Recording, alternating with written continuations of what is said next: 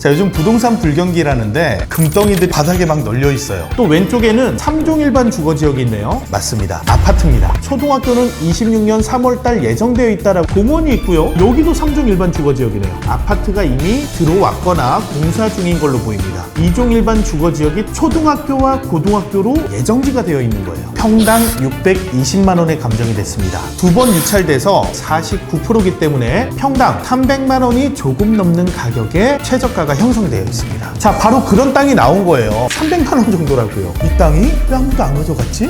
토지 이용객 확인원을 보니까 지목, 주차장.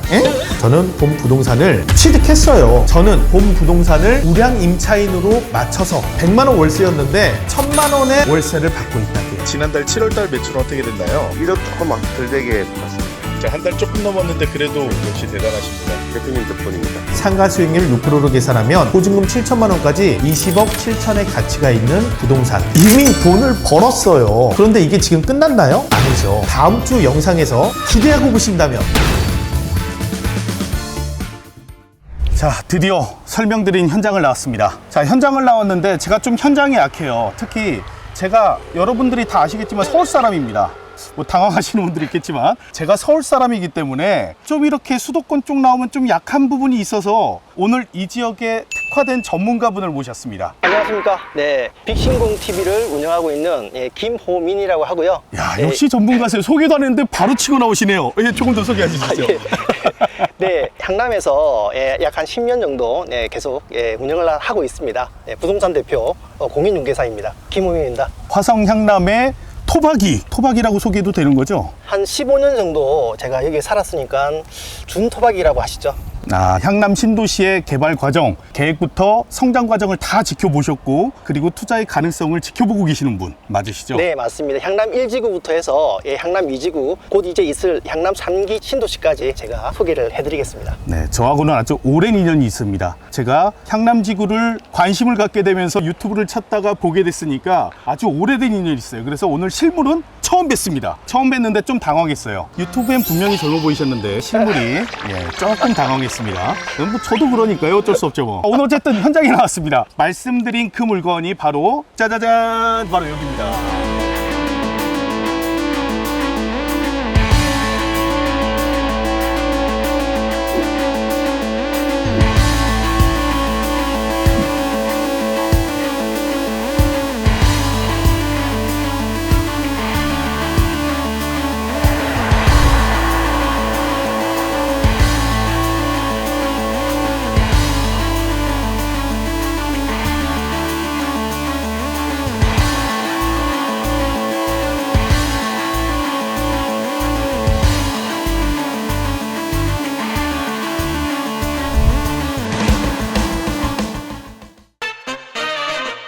오늘이 오픈 첫날이에요. 전단지도 안 돌렸고 뭐 앞에 홍보 행사도 안 하는데 우선은 실내는 손님들로 가득 차 있는 상태입니다. 여기를 많은 경매인분들이 경매가 진행된 걸 기억하실 거예요. 감정가 19억인데 1회 유찰돼서 13억까지 떨어졌고 2회 유찰돼서 9억까지 떨어졌던 물건입니다. 솔직히 전 좀 당황스럽긴 했는데 이 물건 왜 떨어졌을까 제가 생각하고 저와 관련된 투자하시는 분들도 저에게 와서 상담하면서 했던 얘기 무엇이냐, 이쪽 쭉 진입하면서 보다 보면 휑하대요. 여기 이게 왜 있지? 너무 휑하다는 거예요. 전문가로서 어떻게 생각하십니까? 휑하다. 제가 2, 3년 전부터 내한의 주꾸미 그 주차장 부지를 많이 소개를 갖다 해드렸는데요. 향남 2지구의 중심에 있는 주차장 부지입니다. 처음에 왔을 때는 상당히 이제 휑한 어떤 그런 부분의 느낌이 있겠지만 향후 발전 가능성을 갖다 보셔야 됩니다.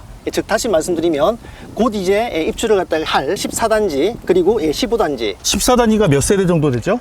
대략적으로 약 한 800세대 정도 됩니다. 800세대 정도 되고 네. 그리고 16단지와 이번에 약 한 1000세대 가까이 되는 한양수자인이 작년, 재작년 해서 완공이 되었고 지금 전체가 다 분양이 완료가 된 상태로 입주를 갖다 진행하고 있고요. 바로 건너편에 있습니다. 입주가 몇 프로 정도 돼 있는 상태인가요? 지금 입주는 약 한 70% 정도 입주를 갖다 하고 있고 2월달부터 지금 계속 킵물출을 갖다 하고 지금 입주하시고 계신 상태세요. 그러면 저는 조금 반대하는 게 뭐냐면 현장에 오셔서 이 상가만 보고 주변에 풀이 많고 공원이 있으니까 사람이 별로 안 보이니까 한적하다라고 보는 건 좀 잘못됐다라고 보는 거예요. 왜 그러느냐? 전 처음 봤을 때 너무 좋았던 게 뭐냐면요, 기반 시설, 즉 나라 돈이 많이 쓰인 거예요. 여러분들, 나라는 절대 돈을 허투루 쓰지 않습니다. 도로를 이렇게 크게 닦아놨고 그리고 공원을 만들어놨다?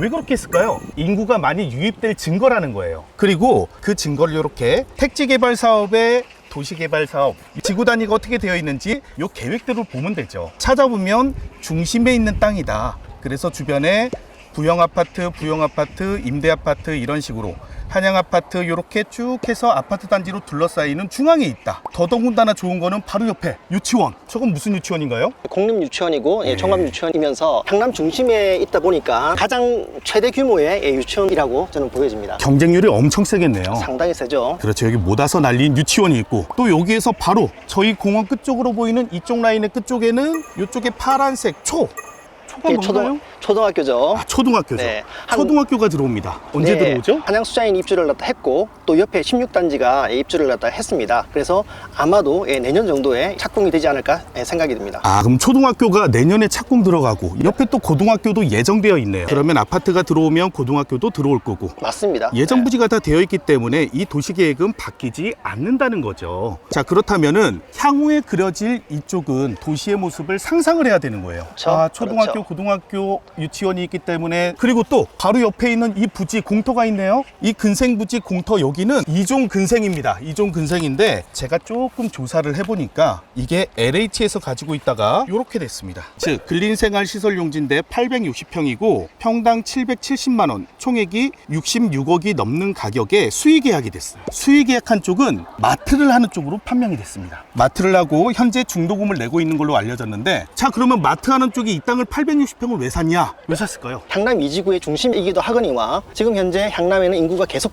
늘어나고 있습니다. 향남 1지구는 한 4, 50대가 주력이라고 한다면 향남 2지구는 20, 30대가 주력이세요. 그 부분에서 지금 여기에 상업지에 마트 부지가 올라오고 한다고 했을 때 그 중심에 아파트가 올라오고 이쪽으로 다 들어오시겠죠. 주변이 아파트로 둘러싸이니까 당연히 근생 편의시설이 종합마트가 여기에 들어올 적합지로 선정이 됐겠죠. 맞습니다. 자, 네. 마트가 들어오고 초등학교, 고등학교가 있고 유치원이 있다. 그러면 가운데는 주차장 부지인데도 불구하고 상업지로서도 가치가 있는 주차장 용지가 될 것이다. 그렇죠. 자, 여기는 지구단위 계획에 의해서 4층까지 주차장 용지인데도 건축이 가능하고 주차장 용지이기 때문에 지구단위 계획에 의해서 30% 정도 근생시설로 이용이 가능한 땅이다.